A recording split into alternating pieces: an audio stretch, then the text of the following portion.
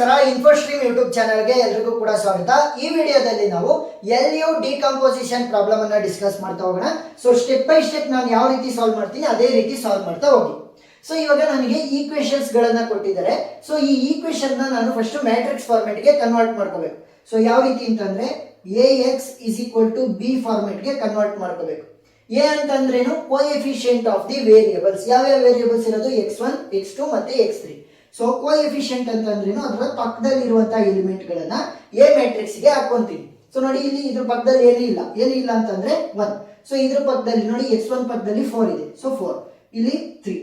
Next ಇಲ್ಲಿ x2 ಪಕ್ಕದಲ್ಲಿ ಏನಿಲ್ಲ ಅಂತಂದ್ರೆ 1, 3 ಇದೆ, 5 ಇದೆ. ನೆಕ್ಸ್ಟ್ ಇಲ್ಲಿ x3 ಪಕ್ಕದಲ್ಲಿ ಏನಿಲ್ಲ ಅಂತಂದ್ರೆ 1, ಇಲ್ಲಿ -x3 ಇದೆ. ಸೊ ಮೈನಸ್ ಇದ್ದಾಗ ಮೈನಸ್ ಅನ್ನು ಕೂಡ ಇನ್ಕ್ಲೂಡ್ ಮಾಡ್ಕೋಬೇಕು. ನೆಕ್ಸ್ಟ್ ಇಲ್ಲಿ 3 ಇದೆ. ಸೊ 3 A ಮ್ಯಾಟ್ರಿಕ್ಸ್ ಆಯ್ತು. ನೆಕ್ಸ್ಟ್ x ಅಂತಂದ್ರೇನು? x ಅಂತಂದ್ರೆ ಯೂಸ್ ಆಗಿರುವಂತ ವೇರಿಯೇಬಲ್ಸ್ ಯಾವ್ಯಾವು? x1, x2, x3. x1, x2, x3 ಯಾವ ರೀತಿ ಇರಬೇಕು ಅಂದ್ರೆ ಇವೆರಡನ್ನೂ ನಾನು ಮಲ್ಟಿಪ್ಲೈ ಮಾಡಿದ್ರೆ ಮತ್ತೆ ನನಗೆ ಇದೇ ಈಕ್ವೇಷನ್ಸ್ ಬರಬೇಕು. ಆ ರೀತಿ which will be equal to b ಅಂತಂದ್ರೆ ಕಾನ್ಸ್ಟೆಂಟ್ ವ್ಯಾಲ್ಯೂಸ್ 1, 6 ಮತ್ತೆ 4. ಸೊ ಈಗ ನಾನು ಏನ್ ಮಾಡ್ತೀನಿ ಅಂತಂದ್ರೆ ಇಲ್ಲಿ A ಇದೆಯಲ್ಲ, ಸೊ ಈ A ಜಾಗಕ್ಕೆ ನಾನು L ಮತ್ತೆ U ಅನ್ನ ಸಬ್ಸ್ಟಿಟ್ಯೂಟ್ ಮಾಡ್ತೀನಿ. ಸೊ ಇದನ್ನೇ ನಾವೇನಂತ ಕರೆಯೋದು? LU decomposition. L ಅಂತ ಅಂದ್ರೇನು? Lower triangular matrix. U ಅಂತ ಅಂದ್ರೆ ಅಪ್ಪರ್ ಟ್ರಯಾಂಗುಲರ್ ಮ್ಯಾಟ್ರಿಕ್ಸ್. ಸೊ ಇವಾಗ A ಜಾಗದಲ್ಲಿ ಏನಿದೆ ಅದನ್ನೇ ಆಸ್ ಇಟ್ ಈಸ್ ಬರ್ಕೊಳ್ಳಿ. 1, 1, 1, 4, 3, -1, 3, 5, 3. ಸರಿನಾ? ಸೊ ನೆಕ್ಸ್ಟ್ ಏನ್ ಮಾಡ್ಬೇಕು? ಲೋಯರ್ ಟ್ರಯಾಂಗುಲರ್ ಮ್ಯಾಟ್ರಿಕ್ಸ್ ಅನ್ನ ಕನ್ಸ್ಟ್ರಕ್ಟ್ ಮಾಡ್ಕೊಳ್ಳಿ. ಸರಿನಾ? ಸೊ 3x3 ಮ್ಯಾಟ್ರಿಕ್ಸ್ ಬಂದ್ರೆ ನಾನು ಯಾವ ರೀತಿ ಕನ್ಸ್ಟ್ರಕ್ಟ್ ಮಾಡ್ತೀನಿ ಅದೇ ವ್ಯಾಲ್ಯೂಸ್ ಬರ್ತಾ ಹೋಗ್ತವೆ. ಸಿಂಪಲ್. ಡಯಾಗ್ನಲ್ ಎಲಿಮೆಂಟ್ಸ್ ಗೆ 1 ಅಂತ ಹಾಕೊಳ್ಳಿ. ಏನು ನಾವು ಕನ್ಸ್ಟ್ರಕ್ಟ್ ಮಾಡ್ತಾ ಇರೋದು? Lower triangular matrix. First diagonal elements 1 ಆಗಿರ್ತವೆ. ಇಲ್ಲಿ B1, C1, C2 ಅಂತ ಬರ್ಕೋಬೇಕು. ನೆಕ್ಸ್ಟ್ ಇಲ್ಲಿ ಉಳಿದಿರುವಂತ ವ್ಯಾಲ್ಯೂಸ್ ಎಲ್ಲ 0. ಡಯಾಗ್ನಲ್ ಎಲಿಮೆಂಟ್ ಗಳು 1 ಇರ್ತವೆ. B1, C1, C2 ಅಂತ ಇನ್ನು ಉಳಿದಿರೋದೆಲ್ಲ 0. Next upper triangular matrix. Upper triangular matrix ಅಲ್ಲಿ ಏನಾಗಿರುತ್ತೆ? ಇಲ್ಲಿ A1, A2, A3 ಅಂತ ಬರುತ್ತೆ. ನೆಕ್ಸ್ಟ್ B2, B3, ನೆಕ್ಸ್ಟ್ ಇಲ್ಲಿ C3. ಉಳಿದಿರುವಂತಹ ಎಲ್ಲ ವ್ಯಾಲ್ಯೂಗಳು 0 ಆಗಿರ್ತವೆ. ಸರಿನಾ? ಸೊ ಇವಾಗ ನೋಡಿ, lower triangular matrix, upper triangular matrix. So ಈ ರೀತಿ ನೀವು ಕನ್ಸ್ಟ್ರಕ್ಟ್ ಮಾಡಬೇಕು. ನೆಕ್ಸ್ಟ್ ಸ್ಟೆಪ್ ಏನು ಅಂದ್ರೆ ಇವೆರಡನ್ನು ಕೂಡ ಮಲ್ಟಿಪ್ಲೈ ಮಾಡ್ರಿ. ಸೊ ಮಲ್ಟಿಪ್ಲೈ ಯಾವ ರೀತಿ ಮಾಡೋದು? ಸಿಂಪಲ್. ಫಸ್ಟ್ ಮೊದಲನೇ ಕಾಲಮ್ ಅನ್ನ ಮಲ್ಟಿಪ್ಲೈ ಮಾಡಿ. 1 × A1 will be A1, 0 × 0 will be 0, 0 × 0 will be 0. Next ಅದೇ ರೋ ಅನ್ನ ಯೂಸ್ ಮಾಡಿಕೊಂಡು ನೆಕ್ಸ್ಟ್ ಕಾಲಮ್ ಅನ್ನ ಮಲ್ಟಿಪ್ಲೈ ಮಾಡಬೇಕು. 1 × A2 will be A2 plus 0 × B2 will be 0, 0 × 0 will be 0. Next ಅದೇ ರೋ ಅನ್ನ ಯೂಸ್ ಮಾಡಿಕೊಂಡು ಮೂರನೇ ಕಾಲಮ್ ಅನ್ನ ಮಲ್ಟಿಪ್ಲೈ ಮಾಡಿ. 1 × A3 will be A3 plus 0 × B3 will be 0, 0 × C3 will be 0. So ಇಲ್ಲಿ 0ನೇ ಉಳ್ಕೊಳ್ಳುತ್ತೆ. ಸೊ ನೆಕ್ಸ್ಟ್ ಎರಡನೇ ರೋಗ್ ಹೋಗೋಣ. ಸೊ B1 × A1 ಏನಾಗುತ್ತೆ? B1 A1. Next 1 × 0 will be 0, 0 × 0 will be 0. Next ಅದೇ ರೋ ಅನ್ನ ಯೂಸ್ ಮಾಡಿಕೊಂಡು ಎರಡನೇ ಕಾಲಮ್ ಅನ್ನ ಮಲ್ಟಿಪ್ಲೈ ಮಾಡಿ. B1 × A2 plus 1 × B2 plus 0 × 0 will be 0. ಬರೆಯುವಂತ ಅವಶ್ಯಕತೆ ಏನಿಲ್ಲ. ನೆಕ್ಸ್ಟ್ ಅದೇ ರೋ ಅನ್ನ ಯೂಸ್ ಮಾಡಿಕೊಂಡು ಮೂರನೇ ಕಾಲಮ್ ಅನ್ನ ಮಲ್ಟಿಪ್ಲೈ ಮಾಡಿ. B1 × A3 ಏನಾಗುತ್ತೆ? B1 A3 ಆಗುತ್ತೆ ಪ್ಲಸ್ 1 × B3 ಏನಾಗುತ್ತೆ? B3 ಆಗುತ್ತೆ. Next 0 × C3 will be 0. So ಇಲ್ಲಿ ಬರ್ಕೊಂತೀನಿ A3 ಅನ್ನ ಯೂನಿಫಾರ್ಮ್ ಫಾರ್ಮೆಟ್ ಅಲ್ಲಿ ಬರಲಿ ಅಂತ. ನೆಕ್ಸ್ಟ್ ಮೂರನೇ ರೋಗ್ ಹೋಗೋಣ. ಕಾಲಮ್ಗಳು ಸೇಮ್ ಗೊತ್ತಲ್ಲ. ಫಸ್ಟ್ ಮೊದಲನೇದು, ನೆಕ್ಸ್ಟ್ ಎರಡನೇದು, ನೆಕ್ಸ್ಟ್ ಮೂರನೇದು. C1 × A1 ಏನಾಗುತ್ತೆ? C1 A1. Next C2 × 0 will be 0, 1 × 0 will be 0. Next ಎರಡನೇ ಕಾಲಮ್ ಹೋಗೋಣ. C1 × A2 ಏನಾಗುತ್ತೆ? C1 A2 plus C2 × B2 ಏನಾಗುತ್ತೆ? C2 B2 plus 1 × 0 will be 0. ಬರೆಯುವಂತ ಅವಶ್ಯಕತೆ ಏನಿಲ್ಲ. ನೆಕ್ಸ್ಟ್ C1 × ಥರ್ಡ್ ರೋ ಹೋಗೋಣ, ಥರ್ಡ್ ಕಾಲಮ್ ಹೋಗೋಣ. ಸೊ C1 × A3 ಏನಾಗುತ್ತೆ? C1 A3 plus C2 × B3 will be C2 B3. Next 1 × C3 will be C3. So ಇವಾಗ ನನಗೆ L × U that is the lower triangular matrix ಮತ್ತೆ upper triangular matrix ಅನ್ನ multiply ಮಾಡಿರುವಂತ value ಇದೆ. ಮತ್ತೆ ನನಗೆ A matrix value ಇದೆ. So A matrix value ಏನಿತ್ತು? 1, 1, 1, 4, 3, -1, 3, 5, 3 ಇತ್ತು. ಸೊ ಇವಾಗ ಏನ್ ಮಾಡಬೇಕು? ಅವೆರಡನ್ನೂ ಕೂಡ ನಾನು ಈಕ್ವೇಟ್ ಮಾಡಬೇಕು. ಈಕ್ವೇಟ್ ಅಂತ ಅಂದ್ರೆ A1 A2 A3 B1 B2 B3 C1 C2 C3 ವ್ಯಾಲ್ಯೂಗಳನ್ನ ನಾನು ಕಂಡುಹಿಡ್ಕೊಂತೀನಿ. Very simple. 1 = A1. ಸೊ ಇವಾಗ A1 ವ್ಯಾಲ್ಯೂ ಗೊತ್ತಾಗಿದೆ ನನಗೆ 1 ಅಂತ. Next 1 is equal to A2, 1 is equal to A3. So A2 value ಕೂಡ 1, ನೆಕ್ಸ್ಟ್ A3 ವ್ಯಾಲ್ಯೂ ಕೂಡ ನನಗೆ 1 ಅಂತ ಬಂದಿದೆ. ಸೊ ಇವಾಗ ಏನ್ ಮಾಡ್ತೀನಿ ನೋಡಿ, simple. 4 is equal to B1 into A1. So 4 is equal to B1 into A1. A1 value ನನಗೆ ಆಲ್ರೆಡಿ ಗೊತ್ತು. ಸೊ ಇವಾಗ ನಾನು B1 ಅನ್ನ ಕ್ಯಾಲ್ಕುಲೇಟ್ ಮಾಡಬಹುದು. 4 is equal to B1 into A1 value ಏನು 1. ಸೊ 1 into 1 ಅಂತಂದ್ರೆ B1 ಆಗಿರುತ್ತೆ. So B1 value will be equal to 4. Next 3 is equal to B1 A2 plus B2. 3 is equal to B1 A2 plus B2. So ಇವಾಗ ನನಗೆ B1 value ಗೊತ್ತು, A2 value ಗೊತ್ತು. So B2 ವ್ಯಾಲ್ಯೂನ ಕಂಡುಹಿಡ್ಕೋಬಹುದು. 3 will be equal to B1 value is 4 into A2 value is 1 plus B2. So 3, 4 ones are 4 ಆಗುತ್ತೆ. So plus 4 ಈ ಕಡೆ ಬಂದ್ರೆ ಏನಾಯ್ತು minus 4 which will be equal to B2. So minus 1 will be equal to B2. Next, minus 1 will be equal to B1 A3 plus B3. So minus 1 will be equal to B1 A3 plus B3. So minus 1 will be equal to B1 value ನಮಗೆ 4 ಅಂತ ಬಂದಿದೆ, A3 value is 1 plus B3.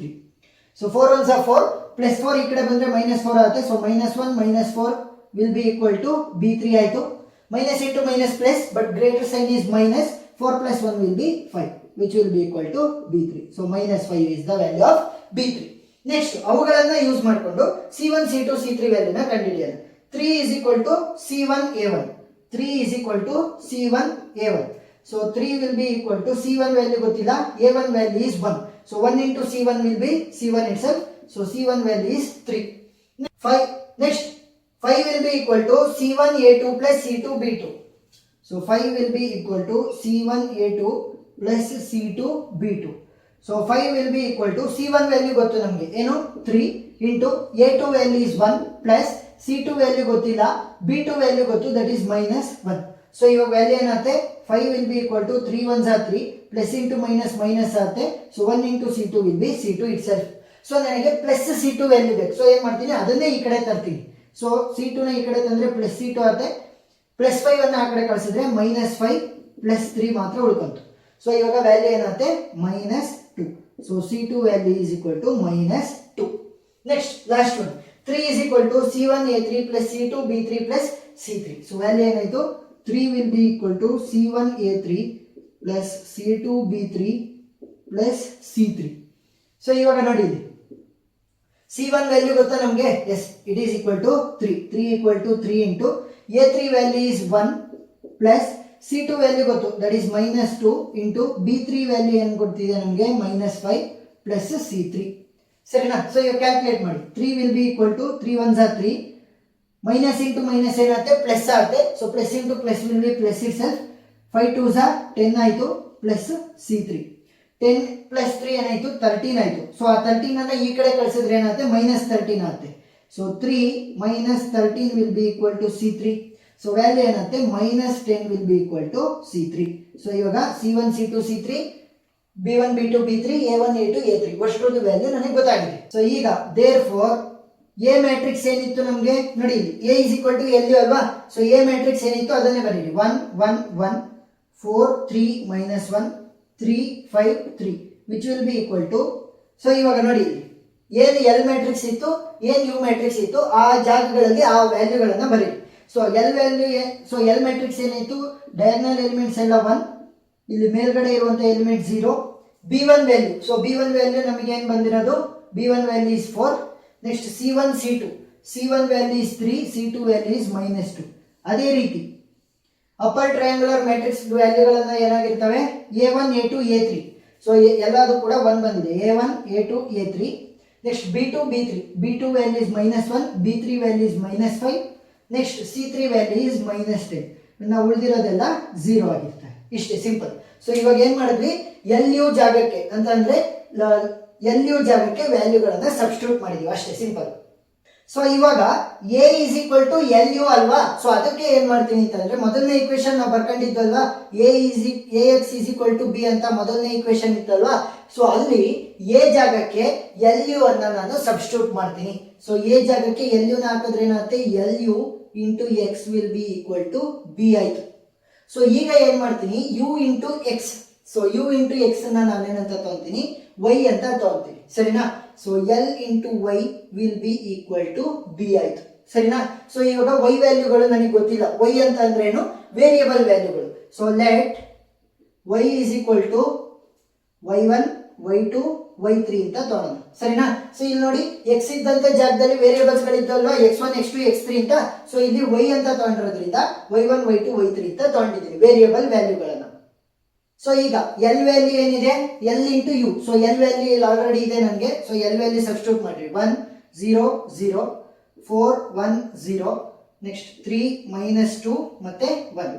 So ಇದು L value. Y value ಏನಿದೆ, y1 y2 y3 which will be equal to b value. B value ಅಂತಂದ್ರೆ constant ವ್ಯಾಲ್ಯೂಗಳಿದ್ವಲ್ಲ, so ಆ constant ವ್ಯಾಲ್ಯೂಗಳು 1 6 4.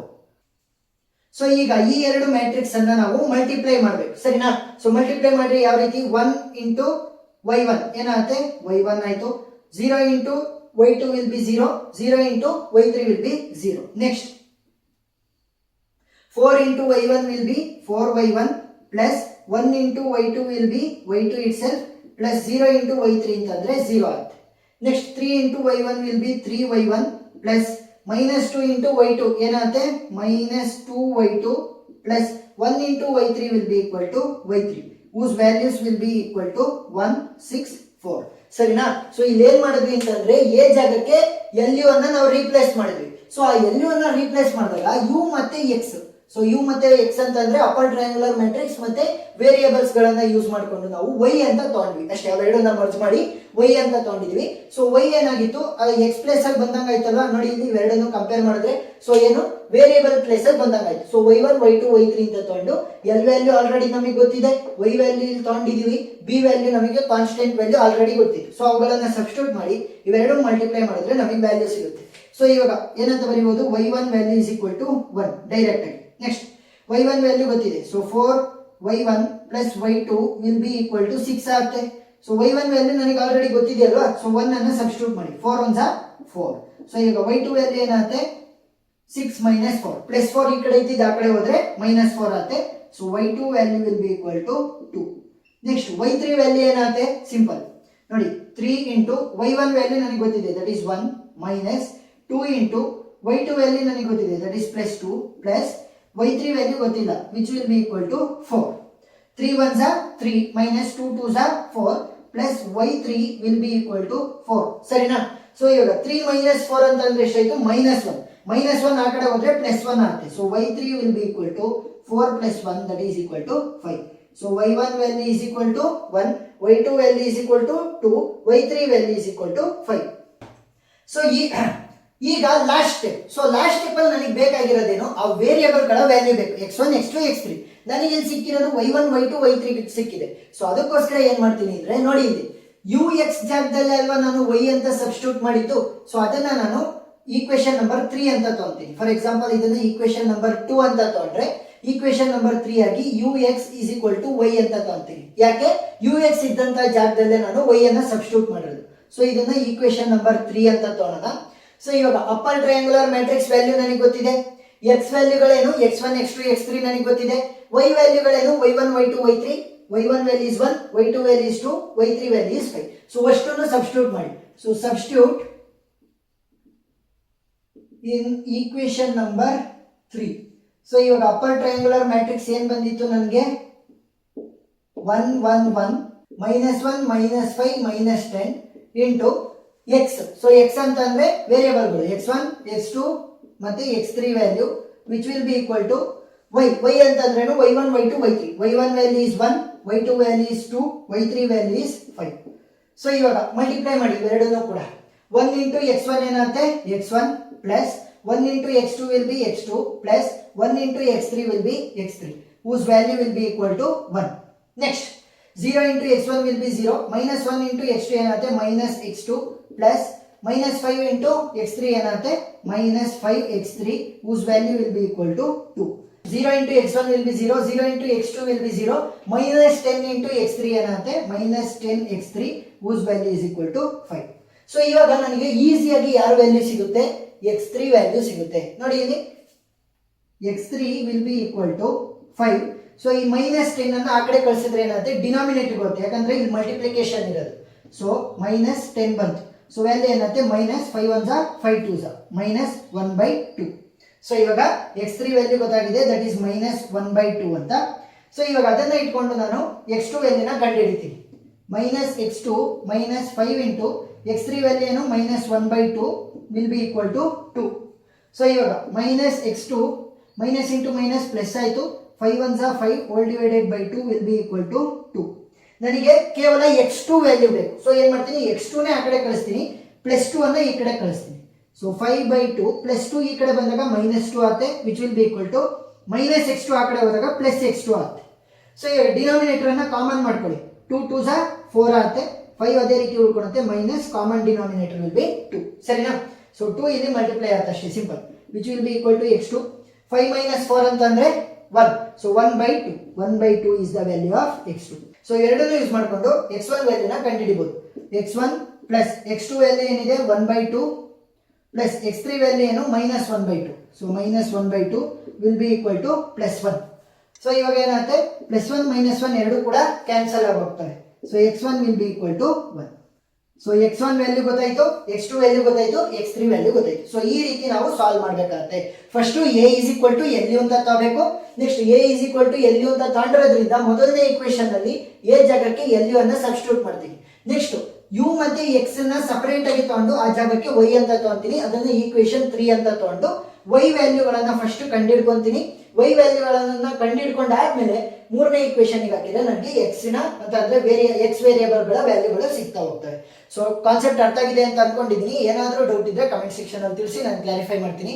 Video ಇಷ್ಟ ಆಗಿದ್ರೆ ಸಬ್ಸ್ಕ್ರೈಬ್ ಆಗೋದನ್ನ ಮರಿಬೇಡಿ. Thank you.